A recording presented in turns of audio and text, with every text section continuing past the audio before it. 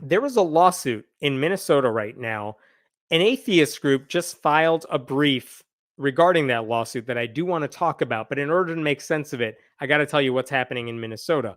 Basically, last year, May 2023, Tim Walz is governor. He is not yet tapped to be the vice president. And Minnesota lawmakers have to pass a budget. Their budget is $72 billion for 2 years. Not unusual for a state level budget. And one of the provisions in that budget concerns something called the PSEO program. Okay. And basically, here's what it is: it's the Postsecondary Enrollment Options Act. And what the PSEO does is it lets high school students take college level classes taught by the professors online or in person, and they get college credit for it. So some of you may have international baccalaureate programs that are like that. Some of you may have advanced placement classes in your schools, but those are taught by the high school teachers. Well, this program in Minnesota lets colleges offer these classes, offer professors to teach these classes, and students take those classes and they take it just like they would in college.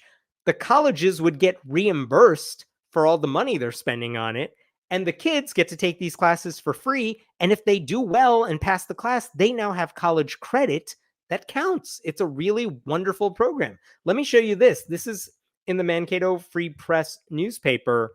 They did a story about this a couple years ago, but they focused on one kid, Nick Huyn, however you pronounce it, but he was graduating from Minnesota State University a mere 2 years after graduating from the high school. He took a whopping 79 PSEO credits starting at age 16 and has job offers to consider. And look at what he said later in the article.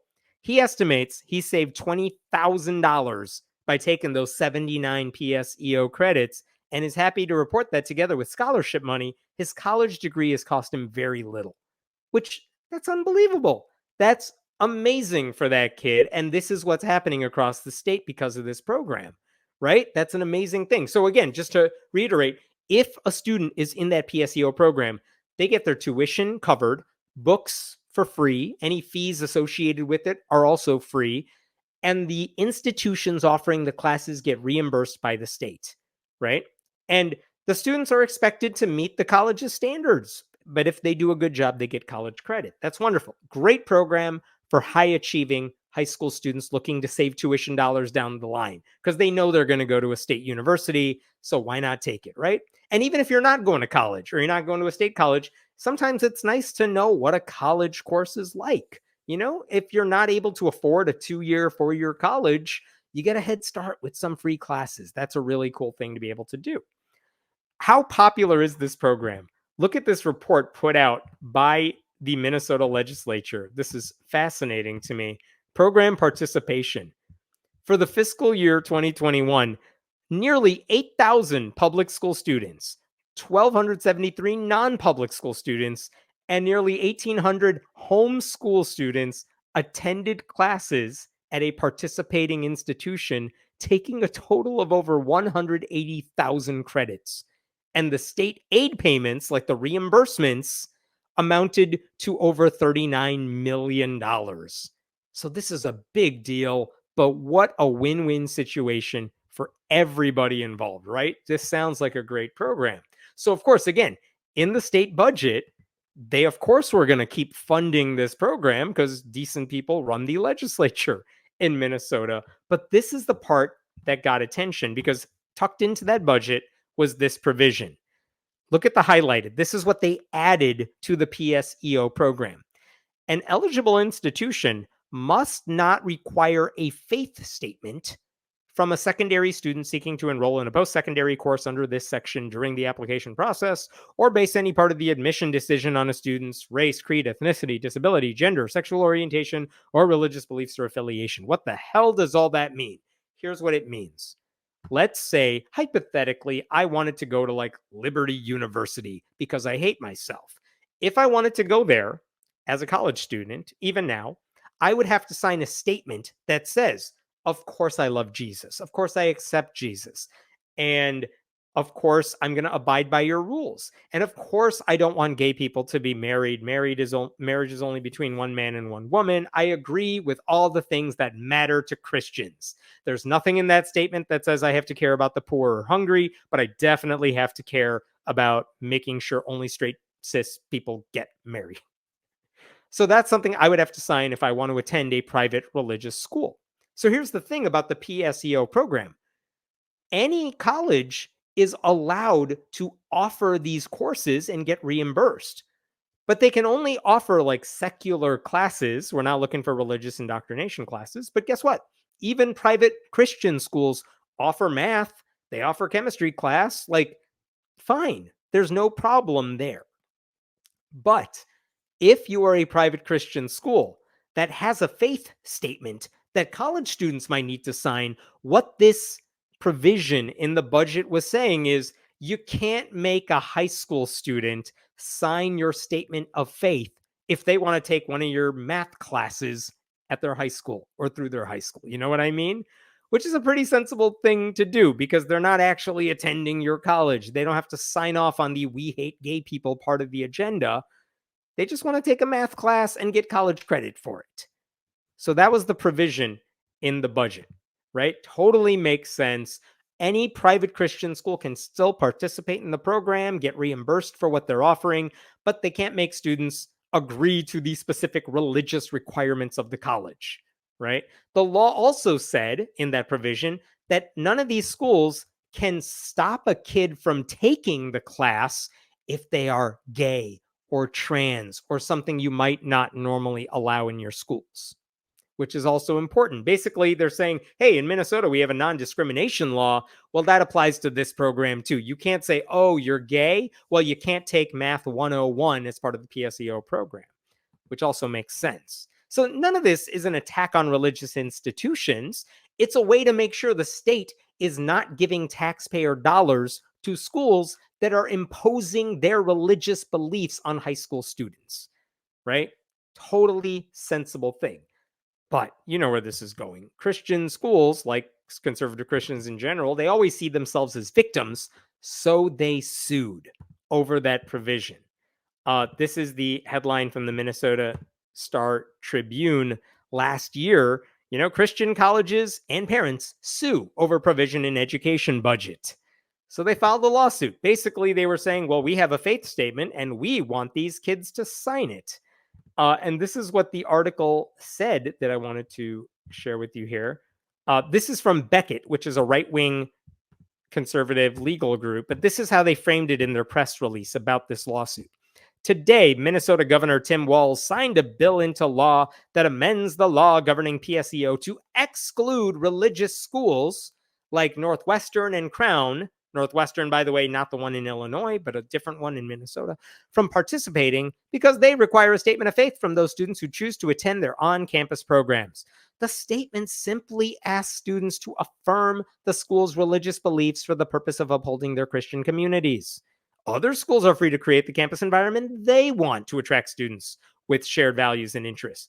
Minnesota's sudden change to the law hurts students who want to attend schools that uphold their religious values, yada, yada, yada. So I like how they frame this here. Like, we just want these schools to affirm our religious beliefs. What's the big deal about that, right? So then you go to the schools. Like, this is Crown College. And what does Crown College say in their faith statement? Well, this is look at this. This is Crown College, our theology. Yeah. Look at what it says right here. Living out Christ's character also requires us to say no to our sinful nature.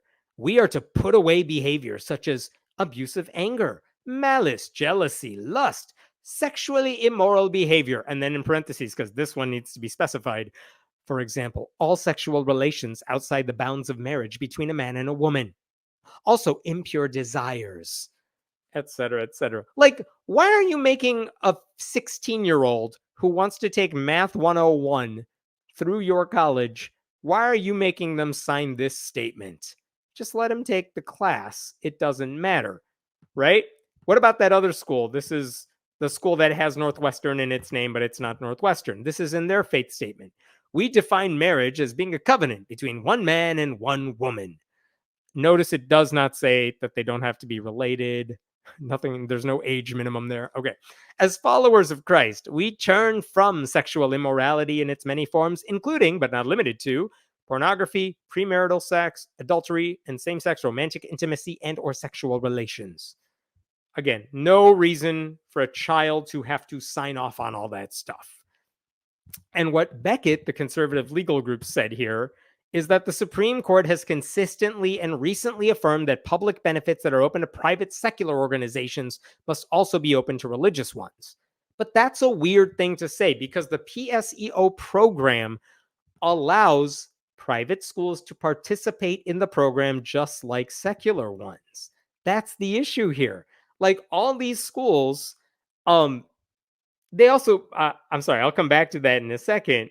But one of the things they said in the lawsuit that I wanted to show you is that they argued that the Minnesota legislature wanted to exclude religious schools from receiving private dollars, public dollars, rather. Again, I just want to clarify. The problem with this lawsuit and the arguments behind it is that religious schools can still participate in the program. No one pushed them out. No one said they can't get access to these kids, get reimbursed for the classes they're offering. There are so many faith-based colleges in Minnesota that are not suing over this budget because they weren't interested in discriminating against kids who did not fall in lockstep with their beliefs. In fact, there are only 2 schools that have an anti-LGBTQ statement of faith that they wanted students to sign, and it's the 2 suing the state. So when that lawsuit was filed, I actually love this. Minnesota is one of the only states, you know, the Secular Coalition for America lobbying group that represents non-theists in Washington, D.C. Minnesota is one of the only states that has a state level version of it. It's called the Secular Government Caucus. And when that lawsuit was filed, the Secular Government Caucus put out a press release. And check this out. They said all of this. The state is not restricting these schools from practicing their religious beliefs in any manner. It's merely prohibiting them from using state PSEO dollars to exclude high school students based on a student's everything. Most of the religiously affiliated colleges that participate in the program have not excluded PSEO students, and they are not involved in this lawsuit. They recognize that the public funding requires them to treat students equally. Ironically, the students bringing this lawsuit are the colleges who have excluded PSEO students based on religion. Okay, so great statement. These are the people who make up the Secular Government Caucus. They are amazing lawmakers down there. Mike Freiberg, Athena Hollins, John Marty, Jen McEwen. Awesome people. So they put out that statement. And anyway, this is all stuff that happened last year. There was nothing anti-Christian about that budget provision. Christian schools could still participate. They just had to decide what mattered more, a religious litmus test that was bigoted or government funding. They could have one or the other. They could not have both. So why am I bringing all this up? Because this week, the Freedom from Religion Foundation filed a brief with the federal courts, basically urging the courts to side with the state. FFRF has nothing to do with this lawsuit, but they have a vested interest in the outcome. And what they are saying is that the courts should reject what these Christian colleges say. And there are 2 reasons for that. The first one is that Minnesota's law was neutral when it applied these conditions. They're not trying to pick on Christian schools. They have a blanket non-discrimination policy, so there's nothing wrong with it. Look at what it says here in their amicus brief. It's right at the top line here. Minnesota's amendment does not reflect an organized and malicious effort to target religious schools, but rather reflects the principle that students should have equal access in pursuing educational opportunities. As the amendment prohibits discriminatory conduct for all schools interested in hosting PSEO programs, regardless of belief system, the rules are neutral and generally applicable. Basically saying the law does not discriminate against Christians, so stop pretending like it does. So that's one thing FFRF argued. The other thing FFRF argued is that the state has a significant interest in not funding bigotry and not perpetuating discrimination in state-run programs. This is what they said in their amicus brief as well. Government funds, let me go back up here. Government funds should not be used to demand adherence to identities and religious beliefs from students who have valid personal reasons to apply for an institution's secular PSEO program. Like if you want to take Chinese 101 from a Christian school, maybe it's the only one offering it, you don't have to pledge your allegiance to their religion too. And why might you take a class through that school? Proximity to their primary school, transportation, unique course offerings, specific faculty, seeking to be with their friends. But if they don't share the institution's underlying religious beliefs, who cares? Evidence in the record suggests that the school's mandatory faith statements contribute to continued student segregation along racial lines and other protected characteristics. So, great arguments. It's all in front of a judge now. Like Christian schools can't have it both ways. They have to agree to the state's rules, or they can choose to just not participate in the program and just be bigots in their little bubble. But they don't get to do both. There is no Jesus exception in Minnesota state law for bigots who want access to taxpayer dollars. And now we wait, and we hope that a judge sees it the same way. We'll see what happens when the ruling comes down. I think that's it. What questions we got here? This should be a nationwide program, right? Like it's such a good idea. I know it's a logistical hassle, I'm sure, but like it takes time to build up this sort of thing over time. But yeah, whether it's the PSEO program in Minnesota, AP, IB, whatever it is that people have in their various states, most states I think have something like this. I mean, I used it. I finished college a year early, largely because I had a lot of AP credits going into college. Saved me a ton of money. It was great.